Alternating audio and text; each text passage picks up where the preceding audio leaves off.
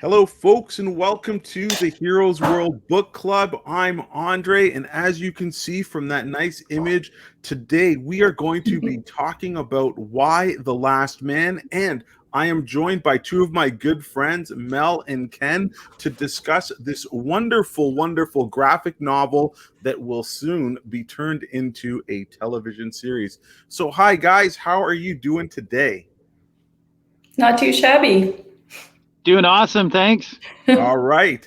And I roped you guys into reading Why the Last Man. I gave a shout out to a whole bunch of friends to see who would be interested. So I want to thank you guys, first of all, for agreeing to read this. But let's get right into the first question that kind of ties into that. When I told you the title of this book, had you heard anything about it? And what were kind of your first impressions of just the name? And I'm going to start with you, Mel. Yeah, so I hadn't heard anything about it. But by the time I got to the first splash, I pretty much had the premise figured out. I didn't, do I go into first impressions now, or do you want to say that? Yeah, what was kind of like your first impression of just the title? Did something, shock you, or were you just like, oh, is this interesting? Like, yeah, no, it was an interesting title for sure. And when I saw the first splash, I was kind of like surprised that I didn't figure it out just by the name. But I really like the premise. Cool. Yeah. And Ken, what about you? Had you heard about the series before? So yeah, I mean it's a pretty popular series. So I've definitely heard of it and seen it on the shelf. It's not one of the ones I first reached to. I typically gravitate towards science fiction and particularly kind of detective or conspiracy or intrigue, something with a really interesting twist to it. So it wasn't something I had picked up before, but the deeper I read into it, it looks like it's kind of heading in my direction, which is kind of neat. It I don't want to give any spoilers or anything till we start talking, but when I first picked it up and looked at it, I thought it could be kind of one-dimensional, but it's neat. The deeper I get into it, the more depth it seems to have, which is good. Definitely. I think that's a very good kind of open description, because it could go any number of ways about this type of post-apocalyptic or world-altering event. But I find that's part of the magic of this series, is it doesn't go in the traditional direction that you think, and there's many layers that Brian K. Vaughn, the author, peels away, and I think he does that within the first few pages of the series. So I'm going to just do a quick little bit of an overview and premise. And if you guys are tuning in, this series has been out for a long time, so our discussion is going to be spoiler filled, but we will try and just describe the event without making it shall we say going too much in depth of it. But we're gonna the basic premise of Why the Last Man is we're following a character by the name of Yorick Brown, and he is on a quest to get from New York City to find his girlfriend Beth in Australia. Now, that sounds pretty basic, right? Okay, he's going to hop on a plane. However, the title should tell you something about the story. Why the Last Man? Yorick is the last man known on Earth, as everything on the planet with a Y chromosome died at the exact same moment. So just let that sink in. Everything with a Y chromosome. We are talking animals. We are talking man. We are talking sea creatures. Everything. So this is an extinction level event. And to add to the kind of, let's say, trauma of it, it wasn't a dragged out thing. This happened all at the same moment in time. And I think that's a crucial aspect of the story, because how it happens in the first couple of pages is we're following 3 or 4 different characters that are introduced, and you're looking to see how this event may be linked to any of them. So let's dive a little bit into those characters right up from the get-go. We start the series obviously with Yorick talking to his girlfriend Beth, and she's in the outback and he's in New York City. York is kind of a what would you say? I don't want to say down and out, but he hasn't landed his first job. He's a little bit of an introvert, and his best friend is across the globe, and stuff. So York's the first character we meet. Then we meet his girlfriend briefly. They're on the phone. We are then introduced to a character called Dr. Mann, and we see her in a precarious situation. She's rushed to the hospital about to give birth.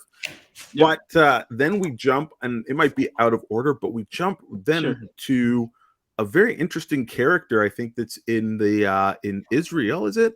It is a character that doesn't have a first name, but goes by the tag of Alter, and she's a female military operative. We then meet Yorick's mother, who is a congresswoman. So right away, we get this really cool cast of variety of characters in the start of the book. The book then adds several characters as we go. Agent 355, again, another mysterious character. She's an agent of a mysterious spy ring or government agency that not too many people know about or even believe in its existence. So of these characters, or any that I haven't touched upon yet, because we covered the first book here, Mel, who was your favorite character thus far in the series? I'd have to say 355 and ampersand. But I really like 355 a lot. She's a badass. She's funny. Like, I like her dialogue is really, witty. And this whole mystery around the organization she's part of, I'm finding really intriguing. I thought it was interesting also the way they introduced her. Like, it seemed like it was almost like a deliberate misdirect. Like, you were supposed to think she was a man with the way they drew her. So she didn't look like that. She looked, when she was, it was a, well, I don't want to go into details, but I thought she was a man at first. So there's a toughness about her, but, and a woman with a past that we don't know a whole lot about, but I imagine more will be revealed as we get further into the series. Yeah, she's definitely a cool character, and you're absolutely right about that introduction. It's very much an introduction that you expect a male character to have. But as you said, she's got multiple layers. She is super committed. Yeah, like she's a badass, And also, I think there's a little bit of like multi-layers. We know she's dedicated. We know she's capable. Right. But she also believes intrinsically in what she's doing. And once given a task, she's going to follow through with that task. So I think, absolutely agree with you.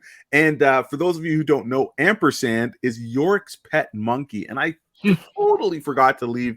I left him out, and I apologize, Ampersand, because he is quite the character in his own. Ampersand helps move the plot on so many occasions in the book, and it's almost just a perfect addition to Yorick. I think if this story was just Yorick, he wouldn't have gotten anywhere. The poor guy would have been shall we say stopped really, really early. Ken, who's your favorite character so far? Yeah, you need some comic relief in there for sure, but I absolutely despise monkeys. I hated it when Ross had a monkey on Friends. I despise monkeys because, maybe it's because I grew up going to African lion safari and watching them rip, windshield wipers off cars and seals off windows. I hate monkeys. They're just nothing but trouble. It's also a bit of a cheap device too. Like, I find, my background is in advertising, and we had a joke in the creative department. Just throw a monkey in there. Like, if you didn't have an idea, just put a monkey in there, and because they're funny and cute. For sure. But I mean, like you, I love 355. I mean, I think she's such an interesting character, and quite literally the trigger for the event. It's kind of neat, being the assassin and also being the trigger. But Yeah, well, yeah, who knows? We'll find out later, I guess.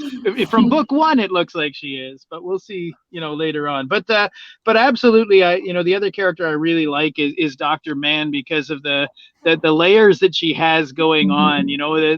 I've cheated. I've gone a little bit further into the series because I just couldn't hold back. But she is such a really, deep character with and so many interesting, sort of different. Is she good? Is she bad? I mean, she's trying to get, explore cloning and stuff, and she's willing to break all these rules in order to make it happen. So she's certainly not a lawful character by any means. She's a badass in her own way. Yeah. And it's just like, okay, let's find out, where her loyalties and where her moral compass really does lie as we get a little deeper into things. Right on. And I think the interesting thing is as we learn a little bit more about each of these characters as the comics progress, we see Dr. Mann and we learn her background and again a little bit of the comedy, but shows you a little bit of her strength is that she chose her last name as Mann to upset her father. Her parents one is of Chinese descent and one is of Japanese descent. And she said, I just wanted to pick a name that was just the most, would be frustrating to them. And it kind of tells you like, yeah, she's going to blaze her own path and she's going to mark her own course. Again, and like you said, Ken, at the beginning, you don't know if this is she altruistic, is it selfish? What's her, what's her goals? And stuff. And it's very, very interesting for when we do, like I said, when we first meet her, she is delivering a baby, but it's not her baby. She is her growing a clone of herself.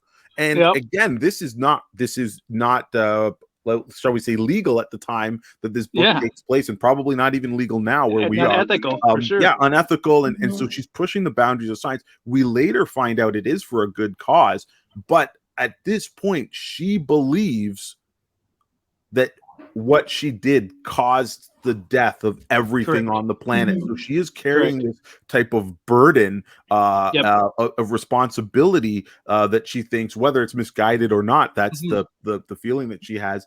You guys have picked some great characters, and we've talked about many.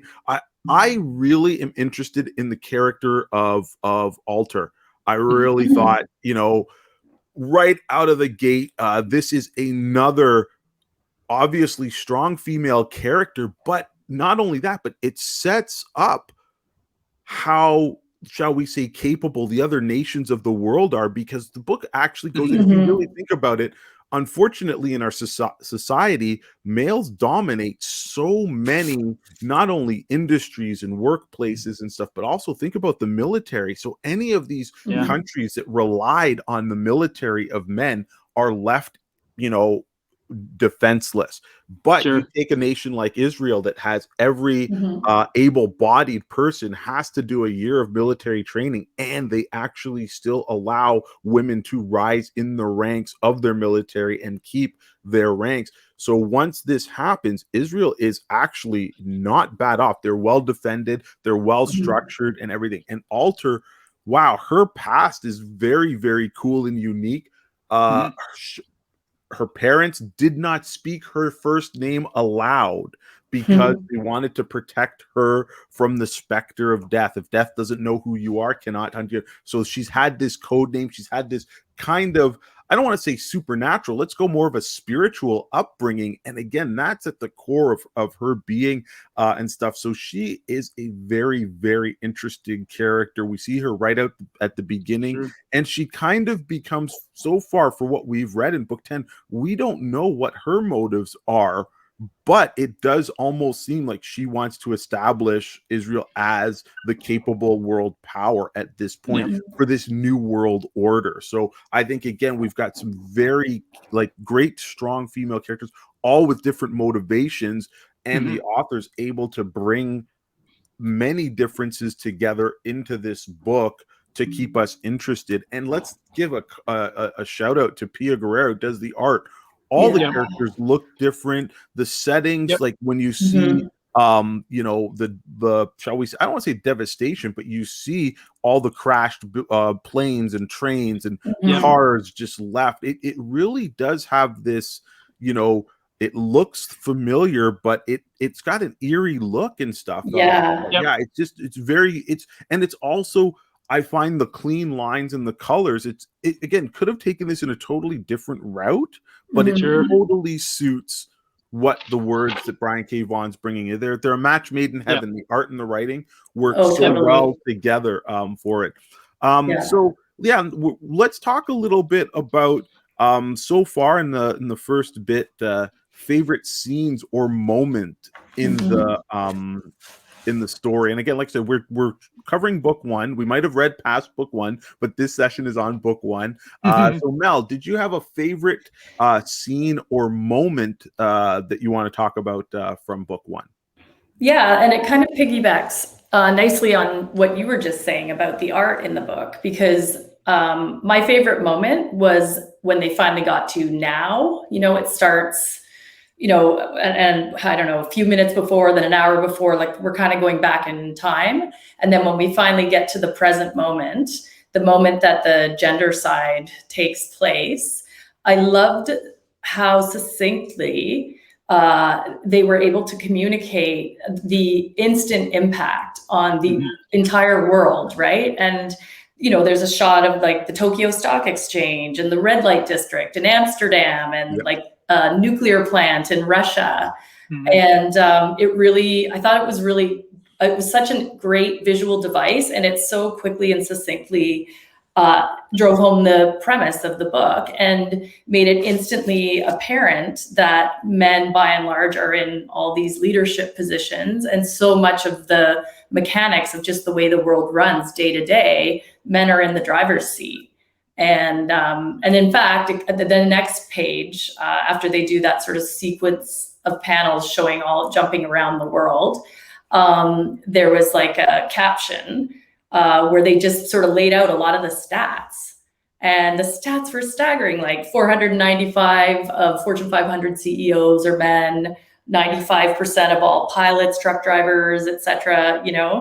99% of mechanics, like 51% of agriculture, which is why they're still able to have food. I guess 49% were men, and 85% politicians. And then the last one that I thought was funny was 100% of the priests, imams, and rabbis, like all the religious stuff. So I really liked that part. I just thought it was handled really well, and the writing was really solid, and the visuals worked so well with the writing. Yeah, I think you're absolutely right. That moment is very powerful. Not only do we see a personal, quick impact of that woman running down the street asking for help. She's like, my son, my husband, and runs into a cop, and the cop's like, everybody's gone, my partner, my this, and the cop puts the gun to her head. She's just like, cannot deal with it.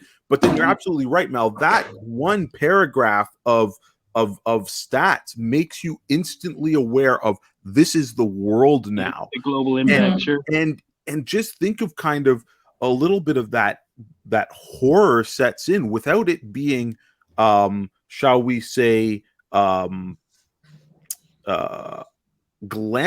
This is in writing, and then you read it and you're like, oh my God, and it sinks in. It's almost more horrifying without imagery to read it and then start thinking about, oh my God. Like how are they going to get like who's on a plane, who can still fly? Well, NASA. I love that image of the control room at NASA, just completely empty, because it's all diggles. And and that's something, we still, we take for granted. And then sometimes now currently in society, they're like, oh, why do you have to prop up, people of women going into the sciences and math and going into engineering? It says, well, you have to, because there's still this big disparity of the roles and jobs that people take. And I think this just kind of like, blows it up, bam, right front and center. It's in our face, but it's such a strong tool to set the tone of what this book and story is going to be about. Ken, what was your... grabbed me. Yeah, definitely. Great moment. Ken, what was your favorite moment or scene? Yeah, I mean, I just wanted to add to that too, that not only is the reveal of the event itself such a great scene, but I think the pacing leading up to it, the butterfly imagery, an hour from now, 46 minutes from now, 30 minutes from now, 15 minutes from now, 30 seconds from now, and then suddenly the event. And I felt like it was the pacing was great. The tension was built so well that, it just made that reveal even more impactful. I thought it was fantastic. Yeah, it felt like you were watching a movie. Like it really did. I didn't even feel like I was reading. I was being so sucked into the story. The pacing was, almost like a movie or a show.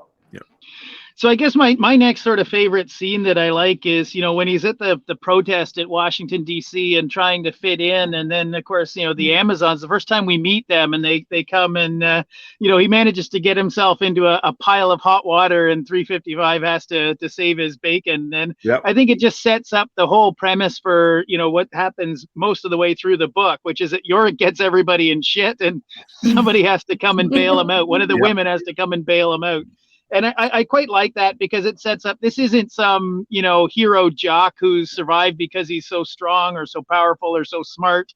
This is just, we don't know why he survived, but it was just total fluke. Like, this is not somebody special. This isn't an idiot who's totally capable of screwing everything up. And so I quite like that aspect of it for sure. And then, of course, we're introduced to the Amazons. I know that's something you want to talk about. So probably a good segue into them and their sort of, purpose. But quite an interesting passage for sure. For sure, and I think that's a another great moment in the story, and I'm glad you brought it up because I might have forgotten about it. So it's great for two reasons. Is you see that Yorick is kind of like, for all his insecurities and his flaws and stuff like that, he's very human and very kind of aware of feelings, but he's still got this naivety about him. So when he goes to it's not really a protest. What was it? It was a memorial. Memorial. Yes, like a memorial for all the men that died, and he sees somebody else with a gas mask. Now Yorick is a man, and he's been wearing a gas mask and kind of like this rain hoodie to hide his gender. And like Ken said, he's not a jock, he's not big built, so he can get away with it. And of course, a gas mask is gonna muffle your voice. So he goes up to this other person and says, "Are you?" And then the person takes off the mask and says, "Oh no, I'm so used to wearing it, but you're safe here." And I think he just wanted to believe there was somebody else out there, another man and stuff. And that kind of, he bonds with this person over music and they talk about stuff. But then once the Amazons, and I think they're called the Daughters of the Amazon, they come to deface this monument, and the monument's got people laying flowers or putting pictures of their loved ones on the Washington Monument. I think it is. No, it's the it's the Washington Monument. That was my laugh out loud moment in the book. And it was all the symbolism in there, but he gets up and he's like, "No, I'm not going to take this." And you're like, "Wait a minute.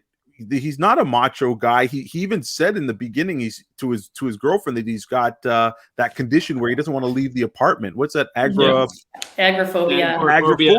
So you don't expect him to do this, and then he confronts these Amazons, and they are about to whoop his ass. And then 355 says, she comes in to save the day, and she's like, "I wanted to teach you a lesson, Yorick. You can't do these things. The world is a different place." But then Yorick, he pulls it out of his butt. He's like, "Yeah, but I knew what I was doing all along because we needed their motorcycles."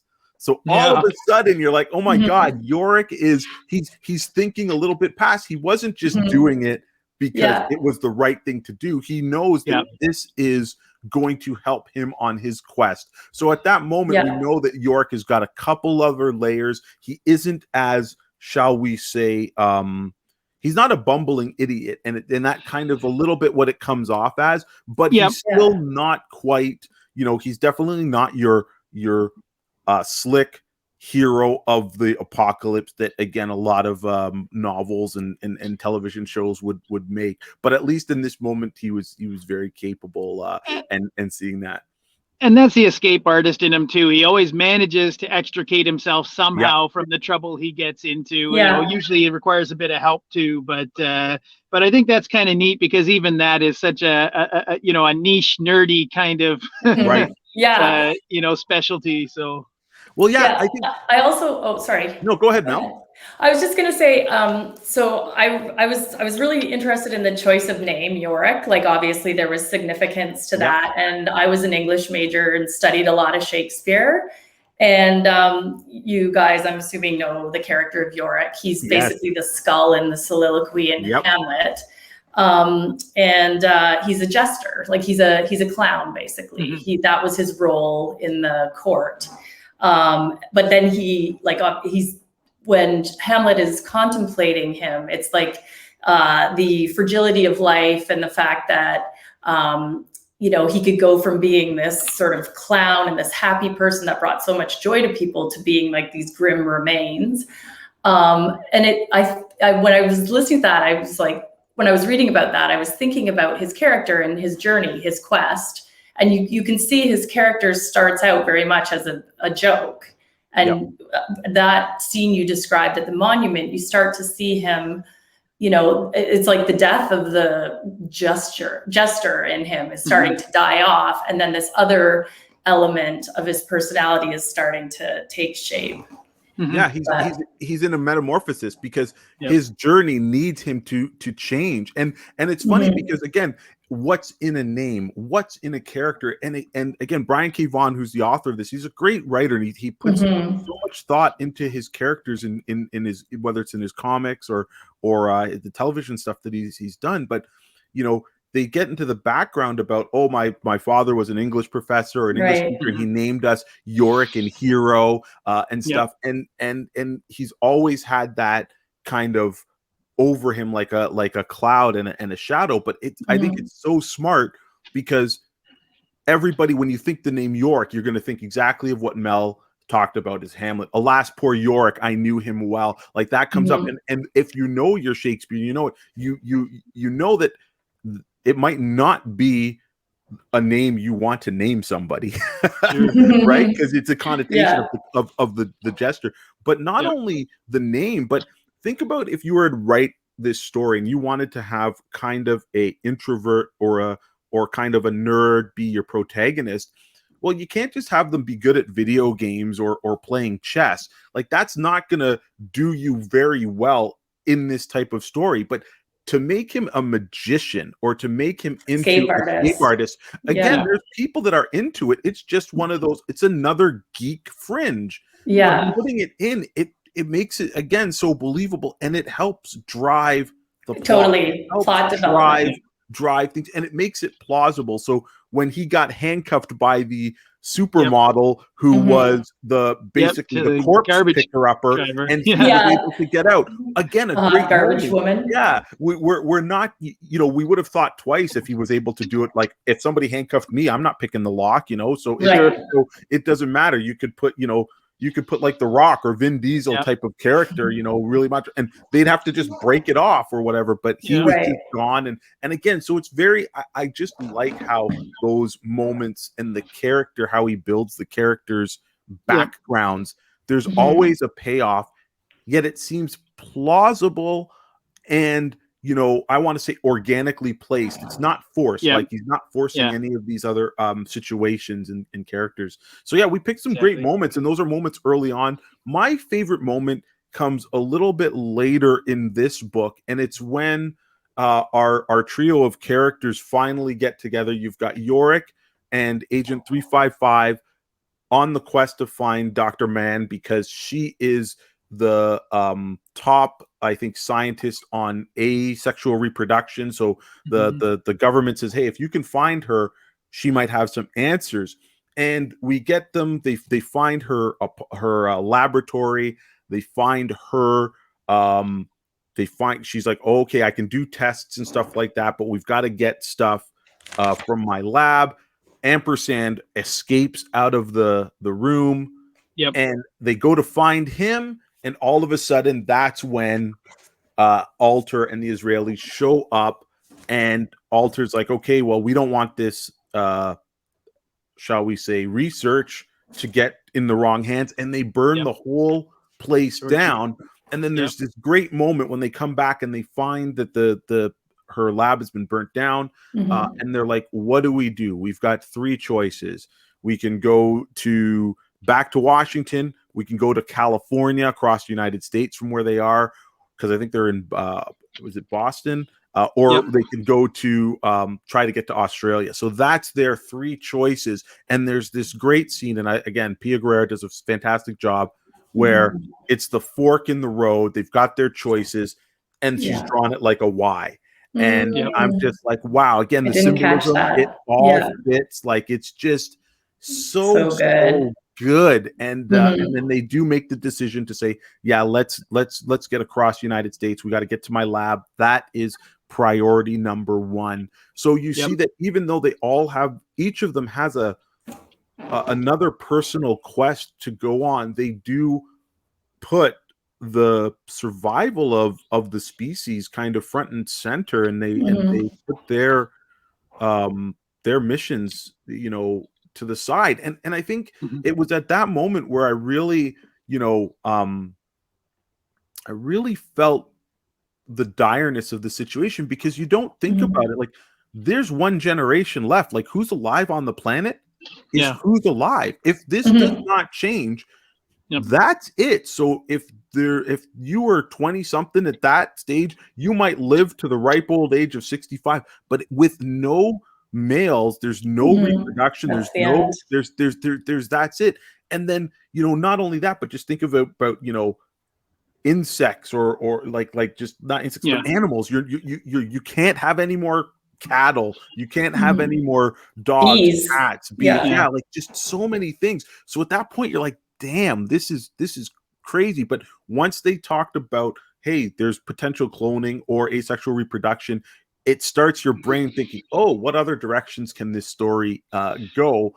But you know, from this point, it's not going to get into this crazy scientific, you know, MacGuffin. This is more of a quest for people and what their situations are and what their station in kind of life is, right? Because all of them have, like I said, these other motivations, and we even see that in some of the other characters. One of the other scenes I thought was, I don't want to say funny, but it was just like,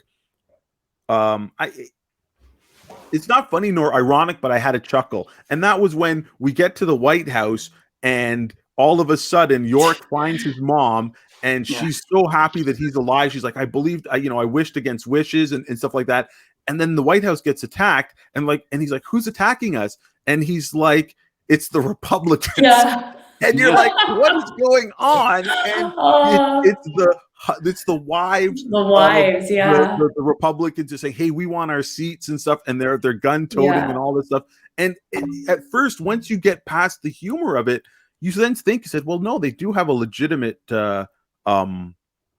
desire. But all of a sudden, you're like, wait a minute, like, has the world not changed? Would they not go about this a different way? But it goes to show you that the more things change, the more they stay the same. You know, you're going to have people that are going to say, oh, this is a new world. Let's make the best of it. Let's change our ways. We do not have to solve things with violence. We are who are here. We shouldn't do that. But then you've got people say, no, I'm going to take what I can take, and I've got the might of right because I've got this rifle or I've got this gun and stuff.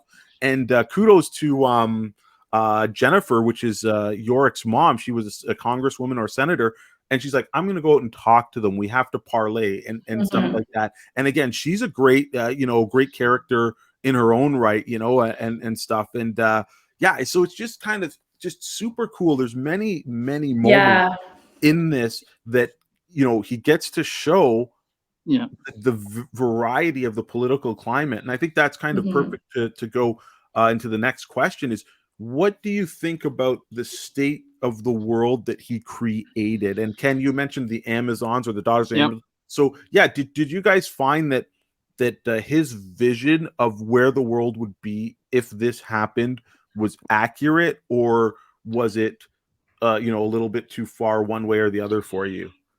I quite liked it, and I quite like, you know, again, it's that age-old adage, right, that absolute power corrupts absolutely, and I think that's kind of what, you know, they were trying to show there, was that, you know, there wasn't, you know, you can blame, you know, whatever you want to blame, whether it's corruption, whether it's, you know, racism, whether it's, kind of inequality. You can blame these things on, any one segment of the population. But if we look on a global scale, we see that they occur everywhere. Everywhere.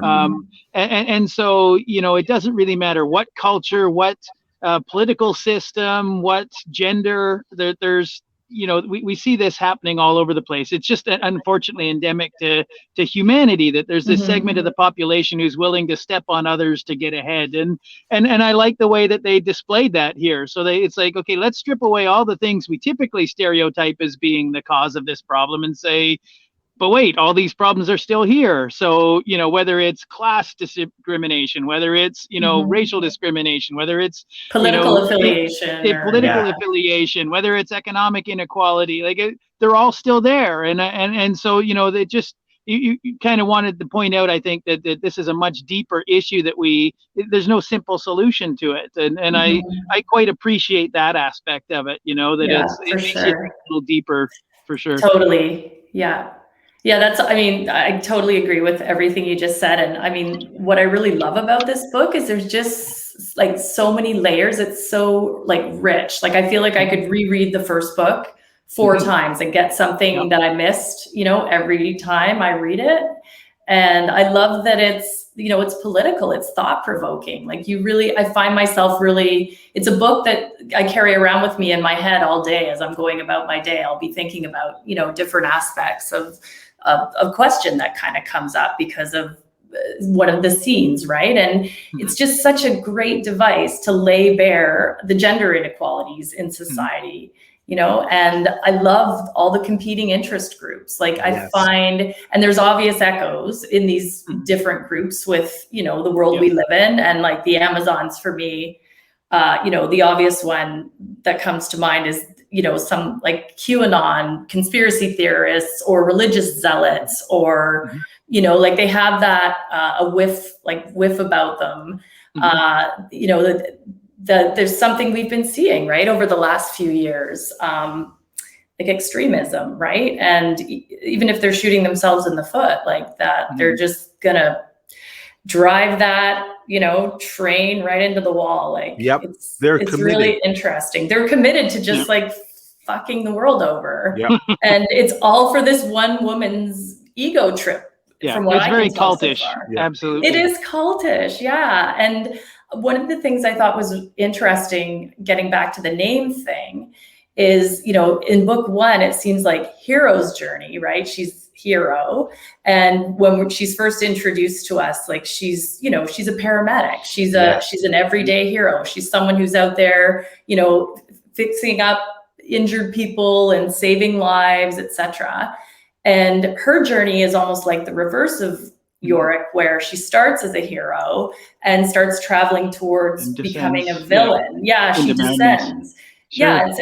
She's, in the beginning, she's healing people. And then by the end, she's maiming and killing people, which I found really interesting. Although even as a hero, she had some very questionable morality. Kind of morality or decisions. She was very much in it for herself, for sure. But I think it's great that we can discuss these 2 sections, because he sets up the parts of the world that we're going to see right away, but he does not I don't think he shows preference to any one of them. Like he doesn't show any one of them in this like glowing light of approval and one in this really negative light. Obviously the Amazons are going to be the one that you're going to have the stark contrast, but he even shows, he's like, okay, well, hey, the leftovers of the US government, let's follow the succession, and 355 goes and gets the Minister of Agriculture, Madam President. Like, I can't be the president. She's like, well, you're the last one. We follow the list. You're the last one that we can find. Well, the first woman they can find. They go down the chain of and to see, right? But then again, we see what Alter's doing, and again, Israel's so efficient that they can get from where they are over the pond, shall we say, to then get to the United States. So they're fine, right? But then we see this kind of new, I don't want to say new economy, but you're like, okay, hey, you want to get on the train, you've got to barter. Okay, Mhm. do you have food, fuel, or whatever? What can you trade? Yeah, ask gas or grass. Yeah. Nobody rides for free. Nobody fries for free, and so you're seeing this, politically, but yeah, with the Amazons, you really see that element of mind control. Like, you want to be one of us, you've got to shear off one of your breasts like the Amazons of old so you can shoot the bow and arrow. You've got to do as I say. And the leader of the Amazon was kind of hypocritical. She's like, I won't tell you what to do all the time, but I expect you to do what I tell you when. And Hero just pulls the trigger on that person, and you're like, oh my God, this is a cult. And we see it again when Hero's like, she's like, oh, I don't think I want to do this, but I'm so tired and hungry. And that good leader's like, oh, hey, I'm going to give you some food. I'm going to give you some ration bars, but don't tell anybody else. So there's that sense of, it's totally cult that leader. cult mentality. Building that dependency. Totally. And it's really interesting. I'm glad you talked about her journey and stuff. And but when Hero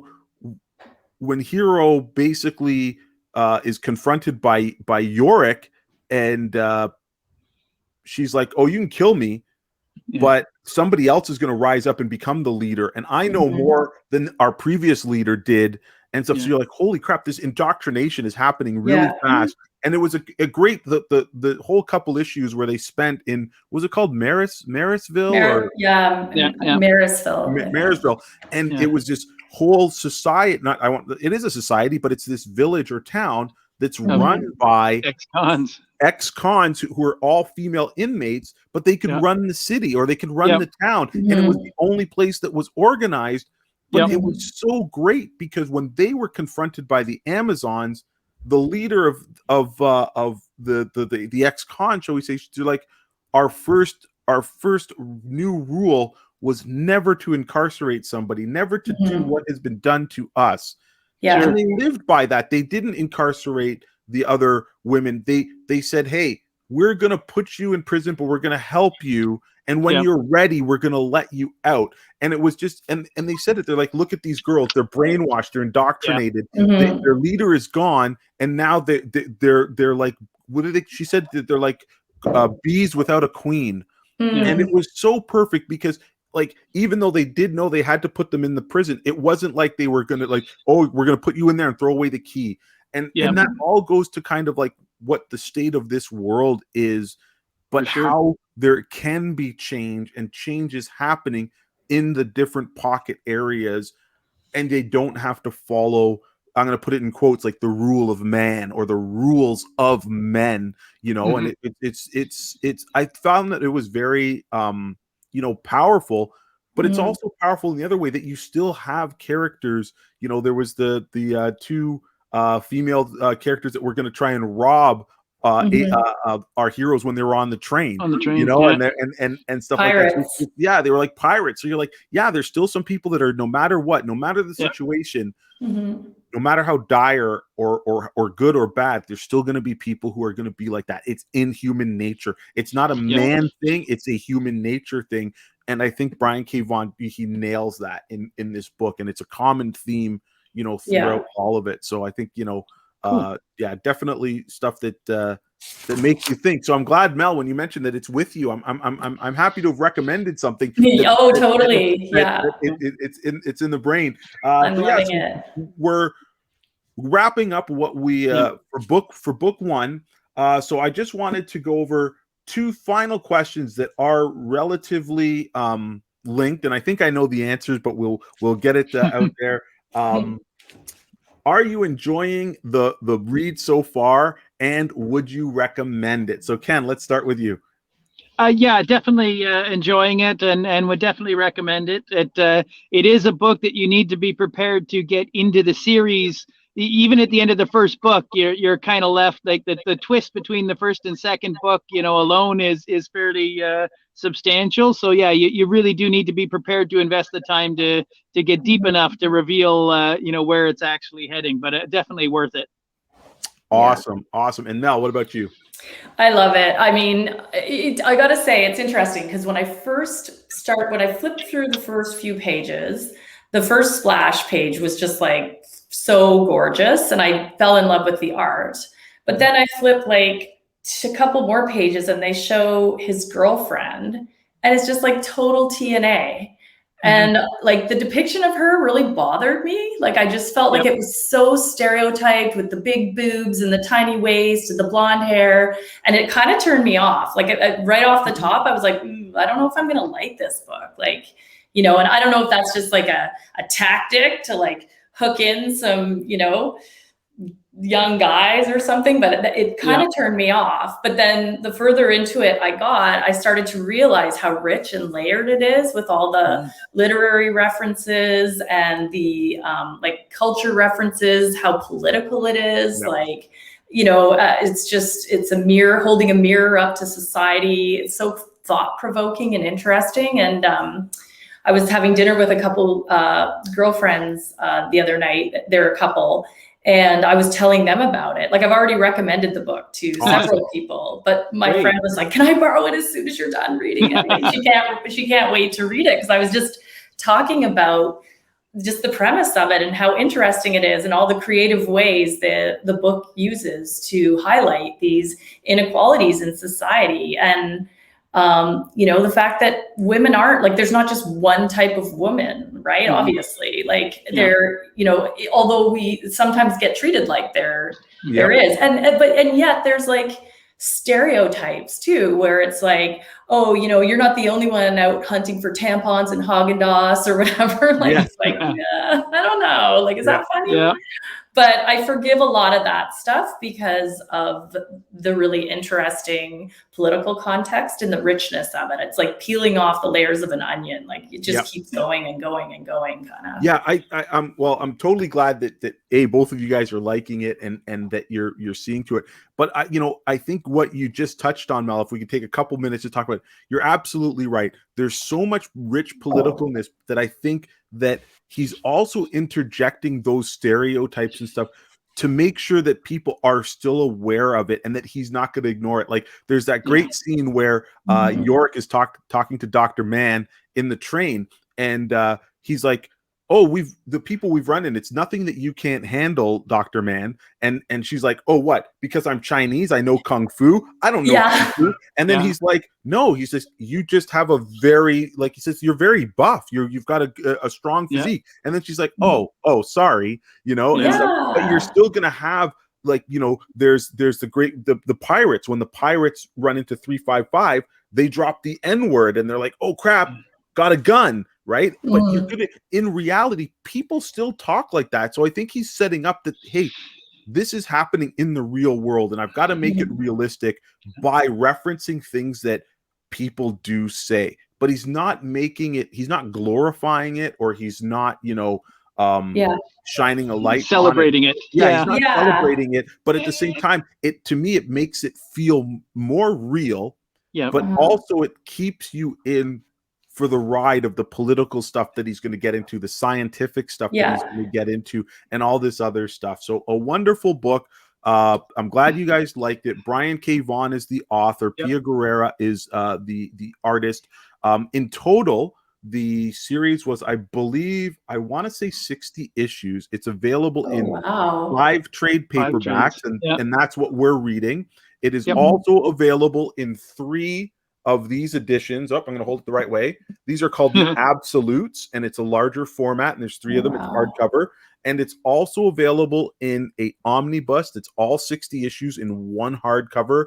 It's extremely heavy, and it's available in 2 compendiums, which the compendiums are really thick, 30 issues a piece. So those will be available, I would say, almost anywhere. Heroes World has copies of all of them. As you can see, we're fans of that. But if you are not in our neck of the woods, get to your local comic book store and hopefully read the series before it comes out on, I think it is Disney Plus. It will be airing, as well as, I want to say, I'm going to get it wrong, maybe it's Hulu or one of those streaming services. So it's coming out September 22nd.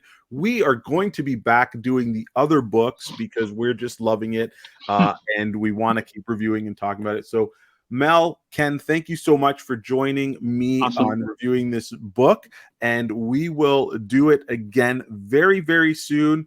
And if you are following us out there, give us a like and a subscribe, hit that bell so you get notified when our new content is up, but also join the conversation. What did you like about Y the Last Man? Were there any favorite moments or favorite characters that you had? We will discuss it with you below, and I'm sure we will have many different things to say about the series going forward. So thank you very much, guys. And we Thanks, Andre. again. See you next time. See you next That's time. great. See you next time. Bye, everybody.